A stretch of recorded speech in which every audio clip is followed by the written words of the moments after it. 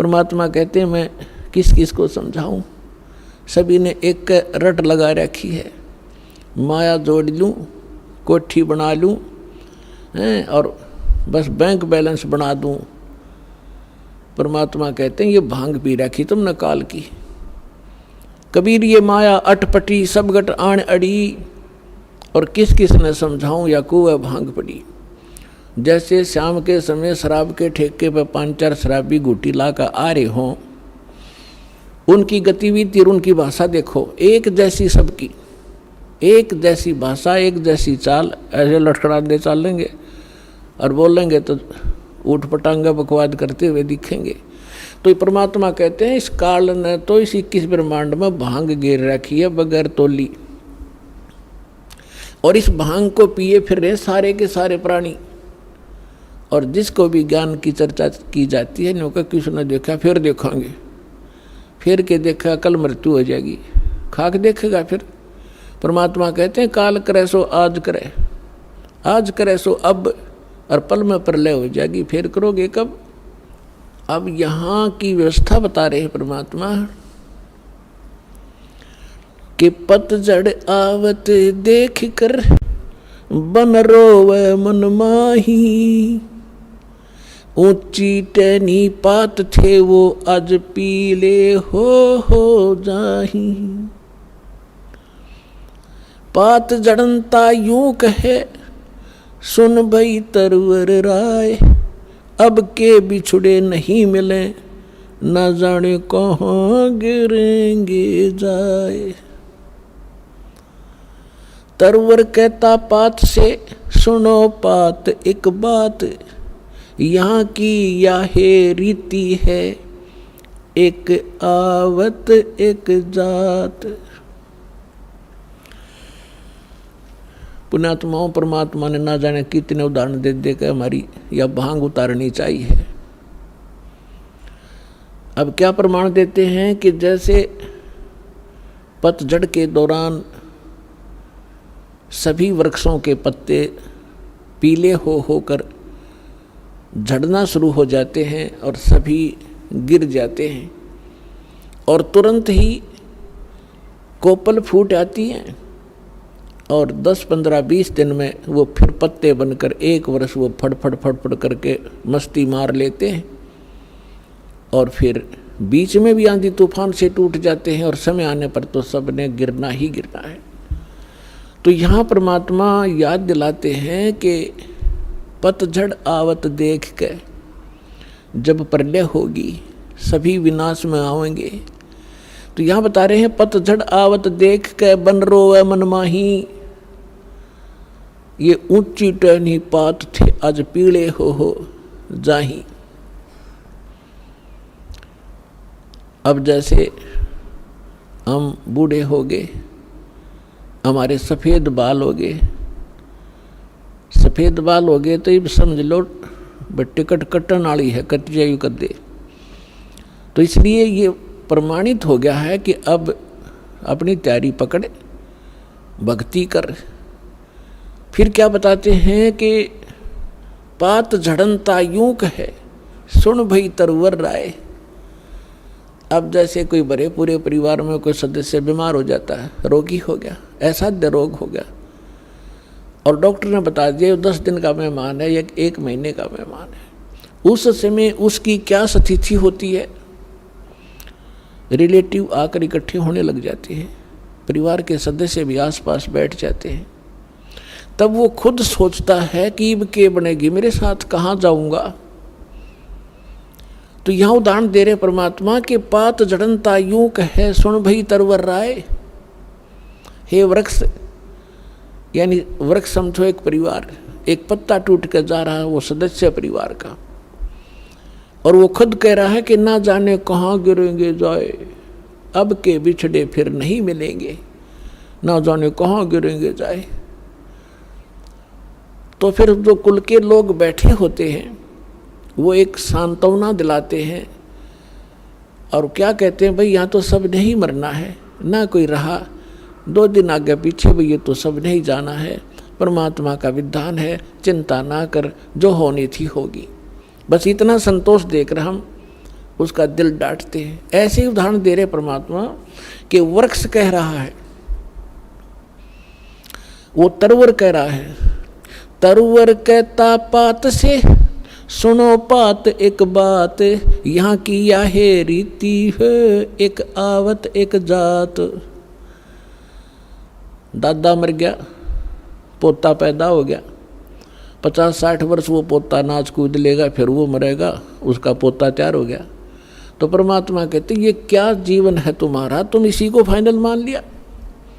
इसका एक विकल्प है, अभी तक नहीं था, अब इसका अल्टरनेट प्राप्त है, फिर इसको ग्रहण करो। जब तक हमारे साथ धोखा हुआ सो हुआ, अब तो सतर्क हो जाओ। ये जीवन नहीं है, ये संसार ठीक नहीं है, ये आपका नहीं है। काया तेरी है नहीं, ये माया कहाँ से हो, चरण कमल में ध्यान रखो हो, इन दोनों को खो। जब तेरा शरीर तेरा नहीं, मूर्ख तो कोठी और बंगलो नारी बैंक बैलेंस ना अपना क्यों कर मान बैठा, या बुद्धि कहाँ भ्रष्ट हुई तेरी। जब काया तेरी है नहीं, ये माया कहाँ से हो, चरण कमल में ध्यान रखो, भगवान की भक्ति करते रहो। तेरे पास माया है, इसको सदुपयोग कर, इसका अहम मत बना, इसमें ममता मत रख, या तेरी नहीं है। ऐसे समझ ले जैसे होटल में जाकर रेस्टोरेंट में कोई सेठ व्यक्ति रह रहा है, वहाँ की कुर्सी मेज पलंग टीवी सारा कुछ उपलब्ध है, आपको एसी लगा है, कूलर लगे हैं, पंखे लगे हैं, ट्यूब हैं, आप उनको प्रयोग कर रहे हैं, करते रहो, क्योंकि आपका जो रेंट लग रहा है किराया चलते समय आपका नहीं है। वो कहते उन कुर्सियाँ ना अपने समझ बैठे और उस टीवी ने ठा के चालन दे, कोई नहीं जान देगा वहाँ से। तो ऐसे ही संसार में रहिएगा आप एक होटल की तरह, जैसे होटल में आप रह रहे हो उसी सुविधा आपको प्राप्त है, लेकिन जो मूल उद्देश्य है आपका उस होटल में रहने का, वो मत भूलिए। होटल में कौन जाता है, रेस्टोरेंट में? जैसे व्यापारी लोग गए दूर देश में जाकर वहाँ होटल में धर्मशाला में कमरा किराए पर ले लिया, वो उद्देश्य क्या उनका जाने का? क्या उन कुर्सी मेज पलंगों पर लेटा रहने का थोड़ा ही है। उसका उद्देश्य है कि मैं बिजनेस करूं, अच्छा सौदा खरीदूं और बेचूं और धनी होकर के लाभ प्राप्त करके मैं धनी बनकर वापस लौटूं। तो जो सेठ साहूकार जो पूंजी लेकर गया था, उस पूंजी से उसने सौदा किया और दुगने तिगने चुगने करके अपने घर पे आ गया, तो साहूकार कलाया। और उसका दूसरा साथी उतने पैसे पूंजी लेकर गया था, वो सारा दिन मस्ती मारता रहा, घुटी छुटी लावर सो जावे, और उन सारे सोफे और पलंग को अपना मान बैठा हो नशे में। जब उसकी पूंजी नष्ट हुई जो ले गया था सौदा करने के लिए, तो उसके बाद उसको धक्के मारकर बाहर निकाल दिया गया रेस्टोरेंट से, क्योंकि वो कंगाल हो गया। और जो उद्देश्य लेकर गया था वो किया नहीं, तो वो फिर मजदूर लगता है आके किसी साहूकार के। इसके विषय में परमात्मा हमें याद दिलाते हैं, ये सौदा फिर नहीं संतो, यो सौदा फिर नहीं, ये सौदा फिर नहीं रे संतो, यो सौदा फिर नहीं। लोहे जैसा ताव जात है, लोहे जैसा ताव जात है, काया दे सराही रे संतो, यो सौदा फिर नहीं। 3 लोक और भवन चतुर्दश, 3 लोक और भवन चतुर्दश, सब जग सौदे आही रे संतो, यो सौदा फिर नाही। ये सौदा फिर नाही रे संतो, यो सौदा फिर नाही। दुगने तिगने किए चौगने, दुगने तिगने किए चौगने, और किन्हू मूल गवाई रे संतो, यो सौदा फिर नाही। यो सौदा फिर नाही रे संतो, यो सौदा फिर नाही। यो तम टूटे पिंडा फूटे, ये दम टूटे पिंडा फूटे, हो लेखा दरगाह माही रे संतो, यो सौदा फिर नाही। ये सौदा फिर नाही रे संतो, यो सौदा फिर नाही। जा दिन की मोए डरनी लागे, जा दिन की मोए डरनी लागे, लज्जा रे अकनाही रे संतो, यो सौदा फिर नाही। यो सौदा फिर नाही रे संतो, यो सौदा फिर नाही।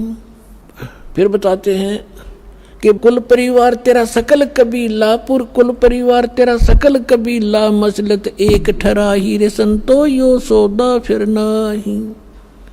बांध पिंजड़ी आगे धर लिया, बांध पिंजड़ी आगे धर लिया, फिर मरहट में ले जाई रे संतो, यो सौदा फिर नाही। यो सौदा फिर नाही रे संतो, यो सौदा फिर नाही। अग्नि लगा दिया जद लंबा, अग्नि लगा दिया जद लंबा, फूक दिया उस ठाई रे संतो, यो सौदा फिर नाही। यो सौदा फिर नाही रे संतो, यो सौदा फिर नाही। प्राण बांध फिर पंडित आए, पीछे गरुड़ पढ़ाई रे संतो, यो सौदा फिर नाही। यो सौदा फिर नाही रे संतो, ये सौदा फिर नाही। प्रेत शिला पे जा बिराजे, प्रेत शिला पे जा बिराजे, पितरों पिंड बराई रे संतो, यो सौदा फिर नाही। यो सौदा फिर नाही रे संतो, यो सौदा फिर नाही। बहुर श्राद्ध खान को आए, बहुर श्राद्ध खान को आए, काग भयो कुलमाई रे संतो, यो सौदा फिर नाही। यो सौदा फिर नाही रे संतो, यो सौदा फिर नाही। नरसेती तू पशुआ की जय, नरसेती तू पशुआ की जय, गद्दा बैल बनाई रे संतो, यो सौदा फिर नाही। यो सौदा फिर नाही रे संतो, यो सौदा फिर नाही। ये 56 भोग कहाँ मन बोरे, 56 भोग कहाँ मन बोरे, कित कुरडी चरणे जाई रे संतो, यो सौदा फिर नाही। यो सौदा फिर नाही रे संतो, यो सौदा फिर नाही। जय सतगुरु की संगत करते, जय सतगुरु की संगत करते, यो सकल कर्म कट जाई रे संतो, यो सौदा फिर नाही। यो सौदा फिर नाही रे संतो, यो सौदा फिर नाही। अमरपुरी पर आसन होते, अमरपुरी पर आसन होते, जहां धूप न छाई रे संतो, यो सौदा फिर नाही। यो सौदा फिर नाही रे संतो, यो सौदा फिर नाही। अपनात्माओं, इस वचन में अमृतवाणी के अंदर आदरणीय गरीबदास साहिब जी ने परमात्मा की महिमा और इस जीव की दशा बताई है। जैसा भी आपको एग्जाम्पल दिया था कि एक 2 साहूकार पैसे लेकर गए थे उद्देश्य बिजनेस बढ़ाने के लिए, एक ने उद्देश्य पूरा किया, एक ने घुट्टी लाई सो गया। जिसने दोगुने तिगने कर लिए वो तो सेठ बन गया, और जिसने घुट्टी लाई बकवाद करी घड़ी वो टोटे माँ के मजदूर लगा। तो यहाँ बताते हैं कि लोहे जैसा ताव जात है, ये काया दे सराही।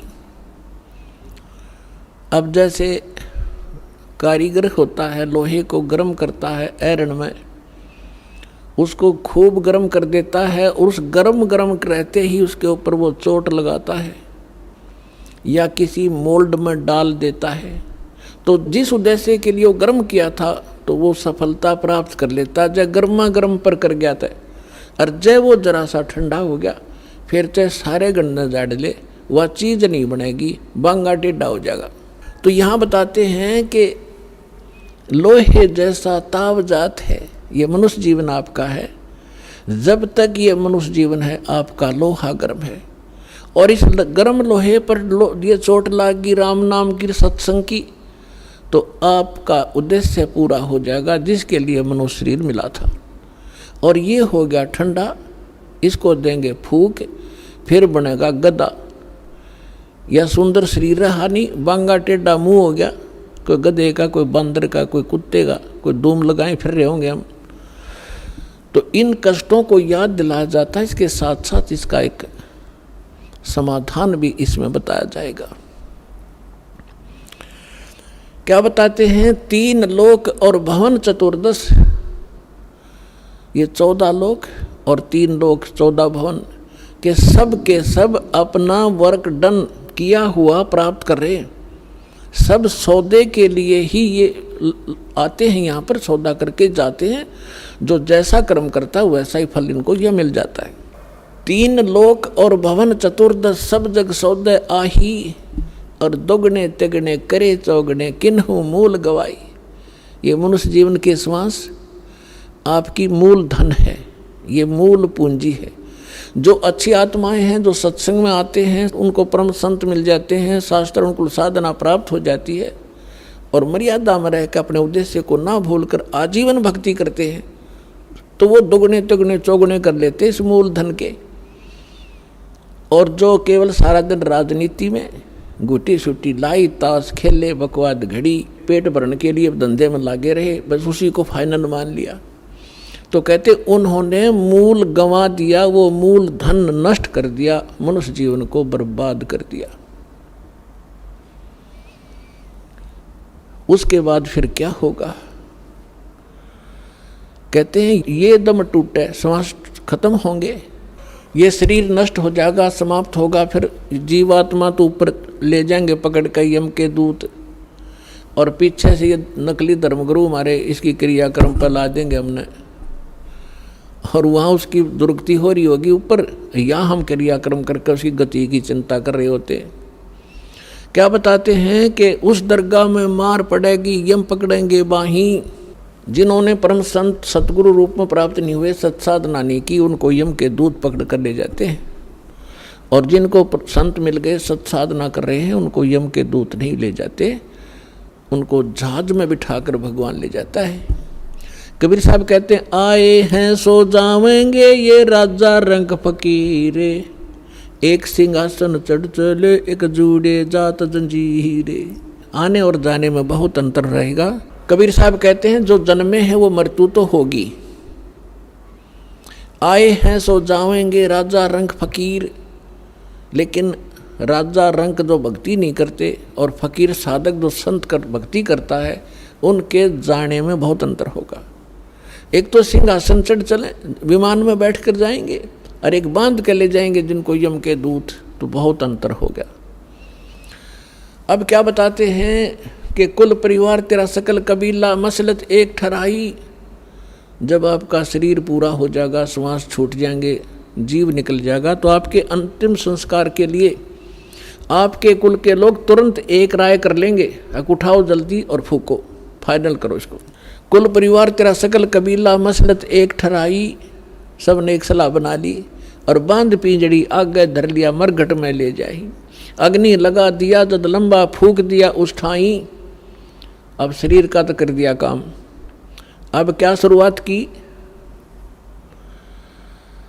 गुरुजी आए, कहते हैं पुराण उठा के, फिर पंडित आए, कहते गुरु पुराण का पाठ कराओ इसका। परमात्मा कहते हैं जीव चला गया, माटी फूक दी, अब क्या रहेगा तुम्हारे पल्ले? अब गुरुड़ पुराण का पाठ कराते हो, उसको कौन सुनेगा? थारे गुरुड़ पुराण ने। और क्या लिखा उस गुरुड़ पुराण के अंदर? गुरुड़ पुराण को अगर पढ़ाना था तो उसके जीते जी पढ़ाना चाहिए था। जैसे गुरुड़ पुराण के अंदर लिखा हुआ है कि जब ये प्राणी शरीर छोड़कर जाता है, और जिसने भक्ति नहीं की होती, दान धर्म नहीं कर रखा है, यम के दूत पकड़ कर ले जाते हैं, और आगे फिर उसको भंडारे चल रहे होते हैं, और उसको नंगे पैरों घसीट कर ले जाते हैं। उसको भूख लगी है, प्यास लगी है, और वो देखता है सामने, और यमदूतों से कहता है मुझे खाना खा लेने दो।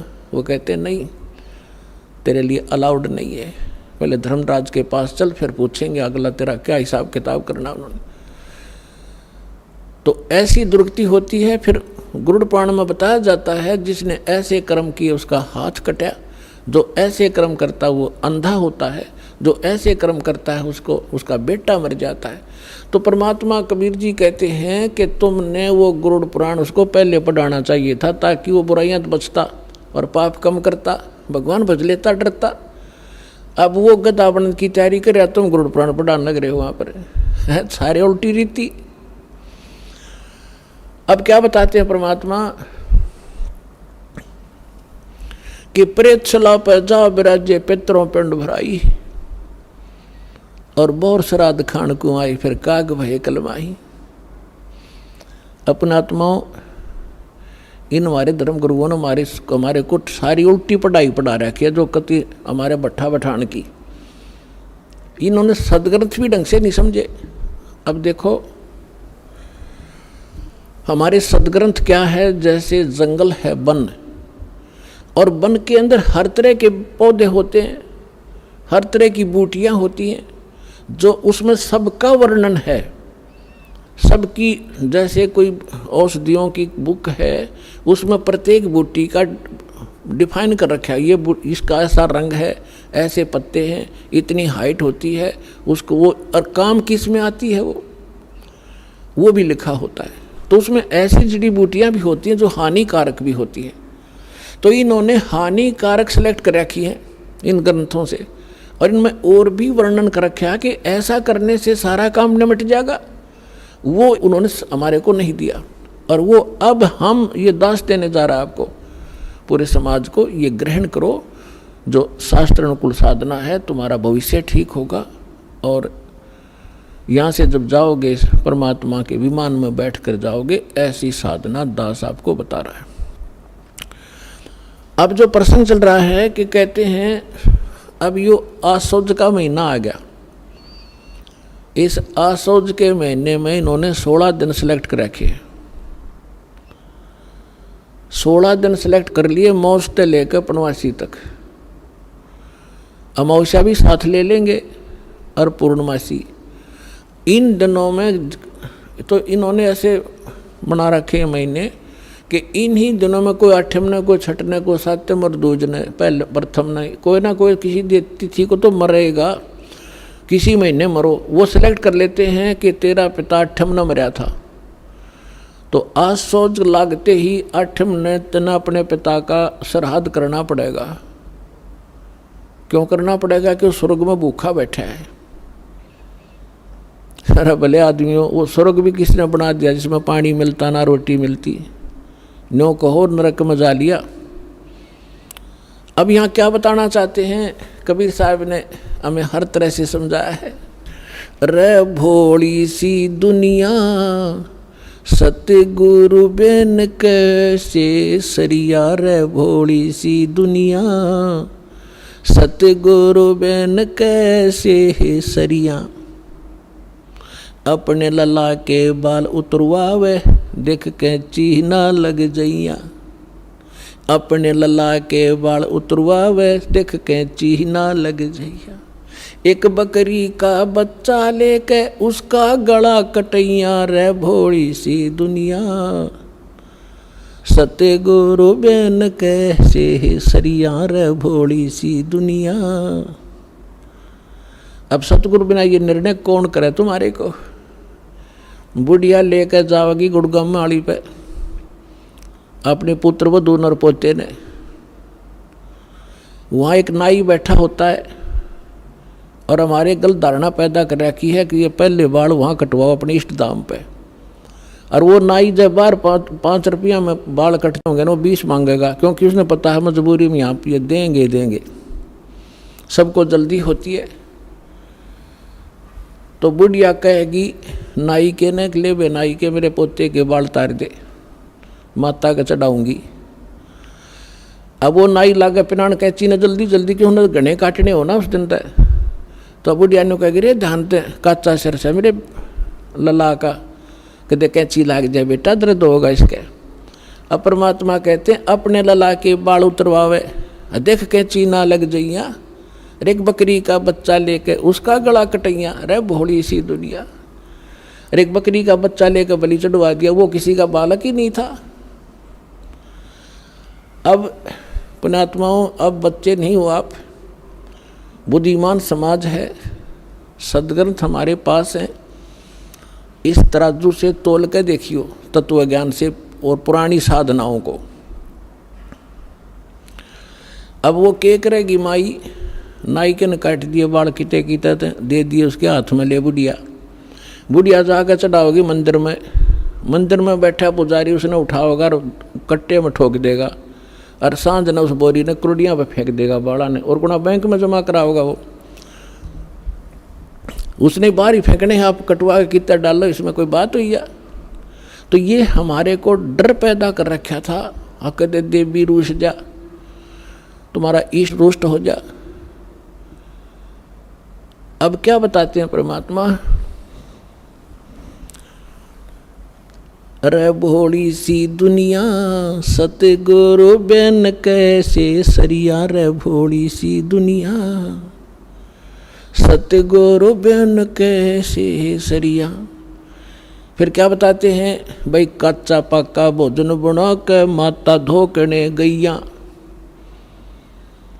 कच्चा पक्का भोजन बना के माता धोकने गैया, उस माता ऊपर कुत्ता मुते वो क्यों ना मर गैया, रे भोली सी दुनिया सतगुरु बिन कैसे सरिया। हमने देखा हमारी दादी माता धोकन की तैयारी कराया करती, जब हमारी ताई चाचियों को कहती थी माता को कि माता का भोजन बनाओ जल्दी, वो देर कर देती तो इन्हों के बना दे फटाफट। उन्हें पता था बुढ़िया ने कुत्ता ने खाना, और खुड़ा माता खाओगी उड़े कि साहब बना दो जल्दी देर हो है।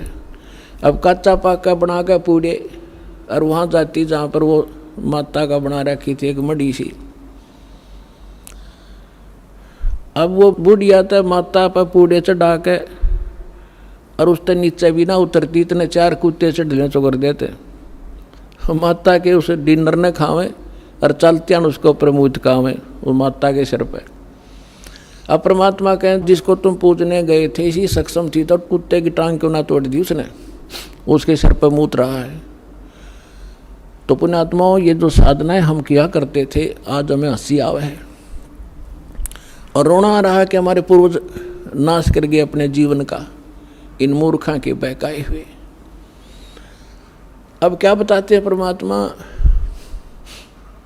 अब देखो हमारा कोई परिवार का सदस्य मृत्यु को प्राप्त हो जाता है, तो सबसे पहले वो क्या करते हैं कि इसके फूल उठाओ, क्या करोगे, गंगा में डाल के आएंगे, किस लिए, गति हो जाएगी इसकी, गति कराएंगे। अच्छा उठा लिए, गंगा में डाल आए, फिर कहा कि इसकी 13वीं करो, 13वीं किस लिए कि गति करावांगे। अच्छा 13वीं कर दी, फिर महीना करो, पहले तो बड़ा सांका था, एक साल तक प्रत्येक महीने गति कराया करते, और 1 साल में फिर न्यारी गति कराया करते, कदे 6 माहिर, फिर साल के अंदर वर्षों ये सारा कुछ कर दिया। फिर कहने लगे श्राद्ध शुरू करो, किस लिए कि उसकी गति करावेंगे। फिर पिंड भरवा काओ, किस लिए कि गति करावाएंगे। परमात्मा कहते हैं कहाँ छोड़ दिए लाके। अब क्या बताते हैं, जैसे सरहदी बावेंगे, हमने सब ने पता, अपने भी पता, हमने भी खूब ये डले डो रखे हैं। पंडित जी आवेगा, भोजन बनावेगा, और फिर सबसे पहले कहेगा छत पर रख दो, किस लिए कि हो सके तुम्हारा बाप कौवा बन गया हो, और कौवे ने भोग ला दिया, समझ लो भोग ला गया तुम्हारे पिता को। क्यों कौवा बना हुआ है बता, लागे थे गति करान, कौवा बना के छोड़ दिया, और थरा के जो भैया। रे भोली सी दुनिया सतगुरु बिन कैसे सरिया, रे भोली सी दुनिया सतगुरु बिन कैसे सरिया। रे भोली सी दुनिया सतगुरु बिन कैसे सरिया। फिर बताते हैं, जीवित बाप गेल लट्ठम लट्ठा, और मुए गंग पुचैया। जीवित बाप गेल लट्ठम लट्ठा, मुए गंग पुचैया। जब आवे आसौज का महीना, वो कौवा बाप बनैया। रे भोली सी दुनिया सतगुरु बिन कैसे सरिया, रे भोली सी दुनिया सतगुरु बिन कैसे सरिया। अब बगैर ज्ञान के इस माया की हवस में हम बड़े छोटों का सत्कार भी भूल गए। एक बूढ़ा बतावा था, एक भक्त कह रहा था कि मेरा एक मित्र था, वो मैं भी रिटायर हो गया और वो भी रिटायर हो गया। एक दिन मुझे बैंक में मिल गया वो, बैंक में से उसने 8-10 हज़ार रुपये मिले पेंशन के, और उसके साथ मैंने उसको राम रमी करी। उसकी पुत्र वधू साथ थी, वह ने बोली ला दादा ये पीछे मैंने दे दे, खो देगा कि राम लकड़ी जाएंगे तेरे पे।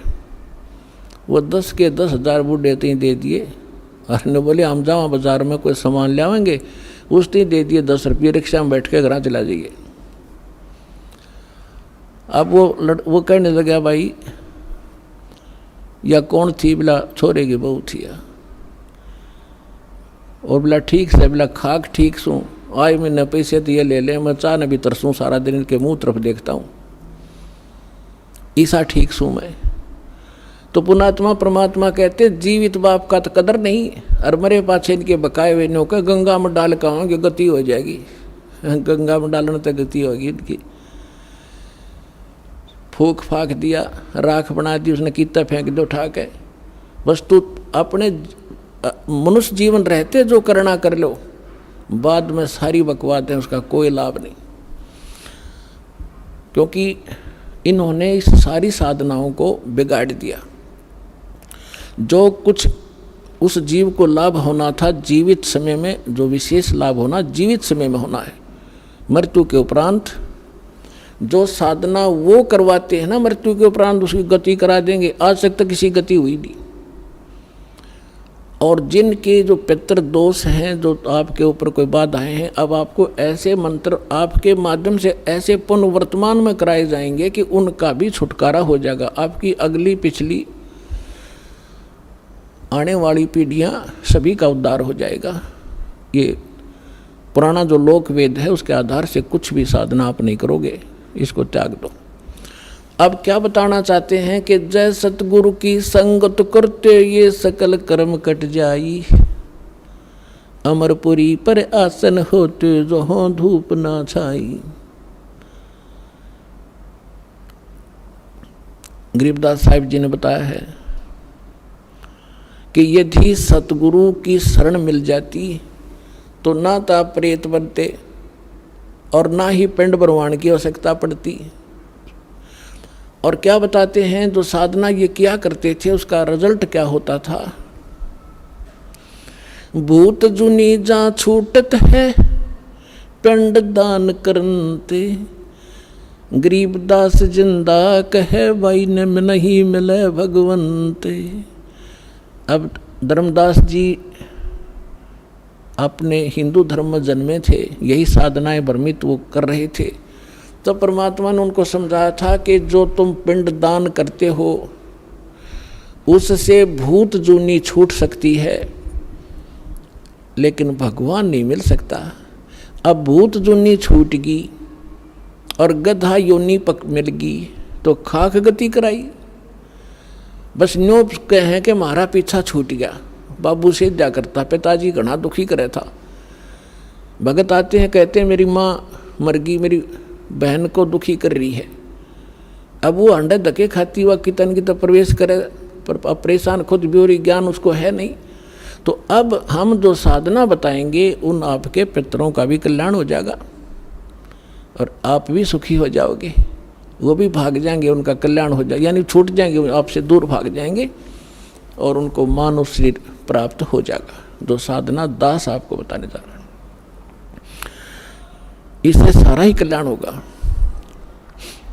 एक के साथ सब सदैव, एक ही साधना से सर्व सुख होंगे। अगर आप ये वीडियो YouTube पर देख रहे हैं तो हमारे चैनल को सब्सक्राइब करें और बेल आइकन को दबाना ना भूलें। अगर आप Facebook पर ये वीडियो देख रहे हैं तो हमारे पेज को लाइक करें।